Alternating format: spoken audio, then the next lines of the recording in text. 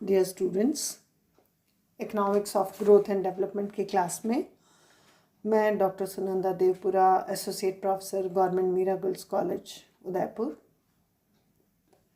आज हम इस क्लास में सोलो का दीर्घकालीन मॉडल का पार्ट 2 करने वाले हैं। सोलो का दीर्घकालीन वृद्धि model, that is swallows model of long run growth, इसका पार्ट 2 करने वाले हैं। पार्ट 1 में हमने इक्वेशंस की थी और उसका पॉसिबल ग्रोथ पैटर्न्स की इक्वेशंस भी की थी। आज हम उन सबको रेखा चित्र यानी ग्राफिक एनालिसिस के द्वारा इन इक्वेशंस को समझने की कोशिश करेंगे। तो जो लास्ट इक्वेशन थी, इक्वेशन 8 लास्ट लेक्चर में हमने किया था, उसमें अगर हम r इज इक्वल टू 0 रखते हैं तो small S F R one is equal to N R, ये संतुलित विकास को बताता है। इसके लिए ये जो डायग्राम बना हुआ है ये बताता है कि इसमें एक एक्सिस पर हम r0 ले रहे हैं, r डॉट ले रहे हैं, दूसरे एक्सिस पर r ले रहे हैं, और ये संतुलन की स्थिति एन आर यानी लेबर के एक्सपांशन का पाथ बताती है, यानी श्रम शक्ति किस तरीके से बढ़ती है। लेकिन ये जो पार्ट है ये अस्थिरता की स्थिति को बताता है। ई डैश जो है ये स्थिरता की स्थिति को बताता है और अस्थिरता की स्थितियां बताता है पार्ट 1, जिसमें S F R one is greater than N R, 0 to लेके ई डैश तक, 0 से लेके ई डैश तक, R1 is less than R1 और R2 is greater then C से, C बिंदु से लेकर के E बिंदु तक जो है इसमें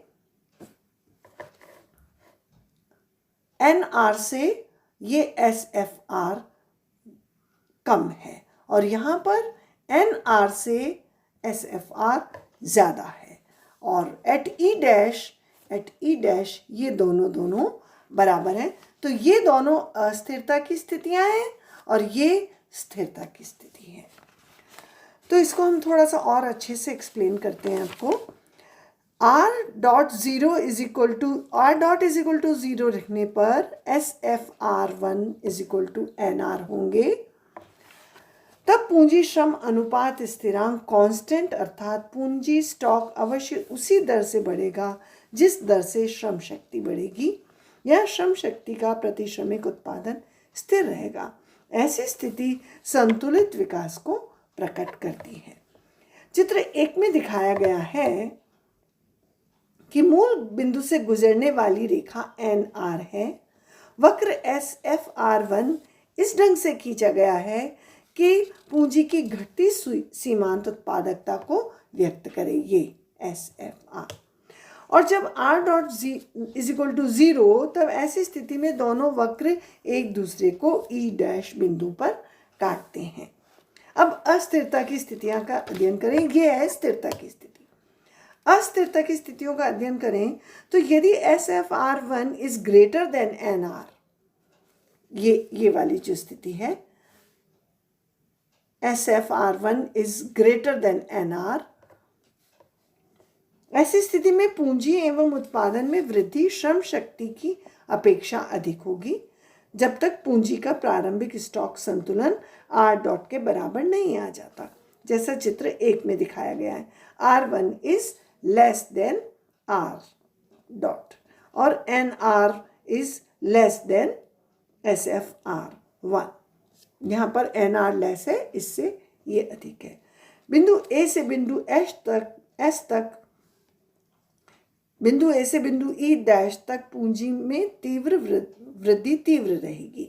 इसके विपरीत यदि NR इज ग्रेटर देन, ये वाले पार्ट में SFR1, ऐसी स्थिति में R2 is greater then R dash, C से E डैश बिंदु तक पूंजी में कमी लेगी।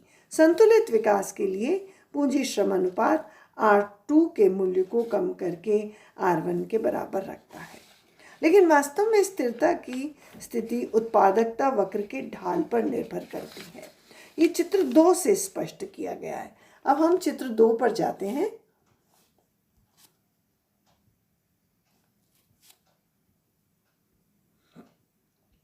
चित्र 2 की स्थिति को आपको स्पष्ट करते हैं। चित्र 2 में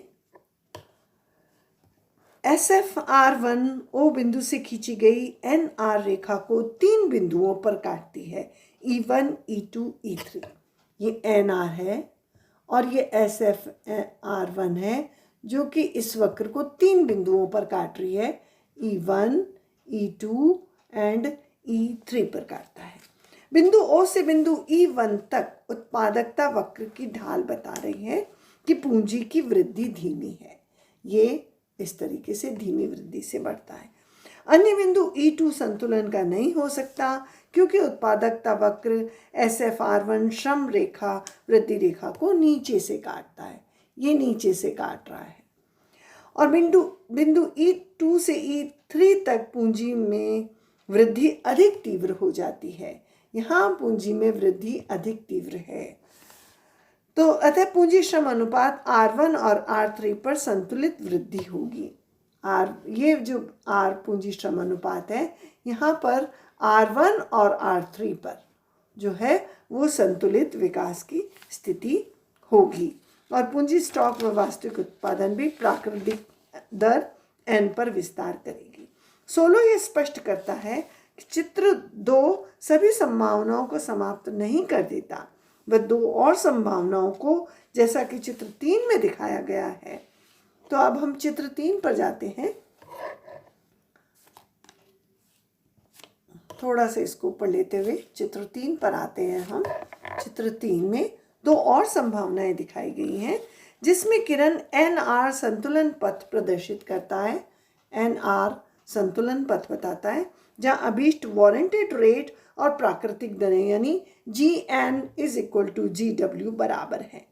वक्र S1F R1 जो NR से ऊपर है, ये वाला वक्र जो NR से ऊपर है, एक बहु उत्पादकीय व्यवस्था को व्यक्त करता है जिसमें पूंजी और आय श्रम आपूर्ति की अपेक्षा अधिक शीघ्रता से बढ़ते हैं।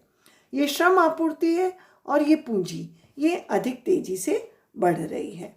इस व्यवस्था में जो कि निरंतर पूर्ण रोजगार है, आय और बचत इतनी बढ़ती है कि पूंजी श्रम अनुपात सीमा रहित बढ़ती है। दूसरी ओर वक्र S2F डैश, ये S2F डैश है, एक बहुत ही अनुत्पादकीय व्यवस्था को व्यक्त करता है। अनुत्पादक कम उत्पादक है जिसमें पूर्ण रोजगार पथ सदैव कम हो रही प्रति व्यक्ति आय की ओर ले जाता है क्योंकि NR से नीचे है। ये NR है और ये S2F डबल डैश इससे नीचे है। फिर भी इस व्यवस्था में समस्त आय बढ़ती है क्योंकि शुद्ध निवेश हमेशा धनात्मक रहता है और श्रम की पूर्ति भी बढ़ रही है। ये ध्यान देने योग्य बात है कि दोनों व्यवस्थाओं में निरंतर घटती सीमांत उत्पादकता पाई जाती है। ठीक है, तो ये तीनों प्रकार की स्थितियां आपके सामने हैं। अब हम नेक्स्ट पेज पर चलते हैं। सोलो मॉडल को के निष्कर्ष के रूप में हम आते हैं। तो सोलो मॉडल का निष्कर्ष के रूप में हम कह सकते हैं कि change in capital divided by capital is equal to change in labour divided by labour is equal to change in income divided by income. यहाँ पर ये y होगा, change in income divided by income. यानी कि जब परिवर्ती समानुपातों तथा पैमानों के स्थिर प्रतिफलों की सामान्य नवक्लासिकी परिस्थितियों के अंतर्गत उत्पादन होता है तो वृद्धि की प्राकृतिक दर तथा अभीष्ट दर में कोई साधारण विरोध संभव नहीं है। कोई सुस्थिर संतुलन भी नहीं हो सकता, कोई भी छुरीधार संतुलन भी नहीं हो सकता। व्यवस्था श्रम शक्ति की वृद्धि की किसी भी दी हुई दर से समायोजन कर सकती है, अंततः स्थिर समानुपातिक विस्तार की व्यवस्था तक पहुंच सकती है। ये सोलो ने अपने मॉडल के निष्कर्ष के रूप में कहा है। अब इसी को हम आगे बढ़ाते हुए नेक्स्ट पार्ट पर चलते हैं कि ये सोलो मॉडल की हेरोडोमर मॉडल से किस प्रकार से तुलना की जाती है। हेरोड की शब्दावली का छुरीधार संतुलन यानी GW और GN की बराबरी पर निर्भर करता है। सोलो के अनुसार GW और GN के बीच का ये नाजुक संतुलन तब होता है जब पूंजी के स्थान पर श्रम की स्थानापन्नता करने की कोई संभावना नहीं हो। यदि इस मान्यता को छोड़ दिया जाए तो वह स्थिर अनुपातों की मान्यता के बिना एक दीर्घकालीन मॉडल का निर्माण करता है जो सतत वृद्धि अवस्था को दर्शाता है। यानी सोलो मॉडल यह आवश्यक नहीं मानता कि GW और GN बराबर हों, लेकिन दीर्घकाल में इस मान्यता को छोड़ने के बाद भी एक सतत वृद्धि की अवस्था को प्राप्त किया जा सकता है। इसी को आगे बढ़ाते हुए हम नेक्स्ट दोनों के कंपैरिजन के ऊपर चलते हैं। नव क्लासिकी मॉडल निर्मित करने में सोलो अग्रणी है। उसने निरंतर उत्पादन फलन लिया है जो वृद्धि प्रक्रिया का विश्लेषण करने में नव क्लासिकी उत्पादन फलन के नाम से जाना जाने लगा है। प्रोफेसर सोलो ने उन सब कठिनाइयों तथा कठोरताओं को सफलतापूर्वक अलग हटा दिया जो आधुनिक केंद्रीय आय विश्लेषण में घुसी हुई हैं। तो इस प्रकार से जो प्रॉब्लम्स न्यू क्लासिकल्स ने फेस की, उन सब प्रॉब्लम्स को हटाते हुए सोलो ने एक दीर्घकालीन वृद्धि का मॉडल दिया। फिर भी सोलो के मॉडल में कुछ आलोचनाएं हैं जो अर्थशास्त्री इस प्रकार बताते हैं कि सोलो का जो मॉडल है वो निवेश का फलन नहीं है। दूसरा, सोलो का मॉडल श्रम वर्धन यानी लेबर ऑगमेंटिंग तकनीकी प्रगति पर आधारित है। और तीसरा है, सोलो साधन कीमतों की लोचशीलता मानता है और साधन की कीमतें परिवर्तित होती रहती हैं। और नेक्स्ट है, सोलो पूंजी की समानता एवं लोचशीलता की अवास्तविक मान्यता पर आधारित है। और नेक्स्ट है, सोलो तकनीकी प्रगति का उत्पादक तत्व छोड़ देता है और इस वृद्धि प्रक्रिया का बाह्य कारक मानता है। इस प्रकार से ये सोलो के मॉडल की कुछ आलोचनाएं अर्थशास्त्रियों के द्वारा दी गई हैं। नेक्स्ट हम जो अध्ययन करने वाले हैं दैट इज सोलो मॉडल की अल्प विकसित देशों पर व्यवहार्यता यानी applicability of Solow model to less developed countries. Less developed countries के लिए सोलो मॉडल किस प्रकार से व्यवहारिक है। सोलो मॉडल सीधे और प्रत्यक्ष रूप में विकासशील देशों पर लागू नहीं होता। यह एक स्वयं पोषित सेल्फ सस्टेनिंग अर्थव्यवस्था की स्थिर विशेषताओं का वर्णन करता है। परंतु सोलो मॉडल में श्रम शक्ति बढ़ती रहती है, इसलिए श्रम की सीमांत उत्पादकता कम होती जाती है।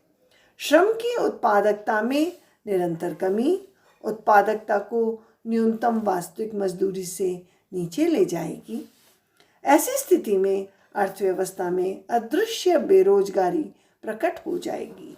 यह स्थिति अल्प विकसित देशों में भी पाई जाती है, इसलिए कुछ हद तक सोलो मॉडल अल्प विकसित देशों के लिए भी व्यवहार्य है।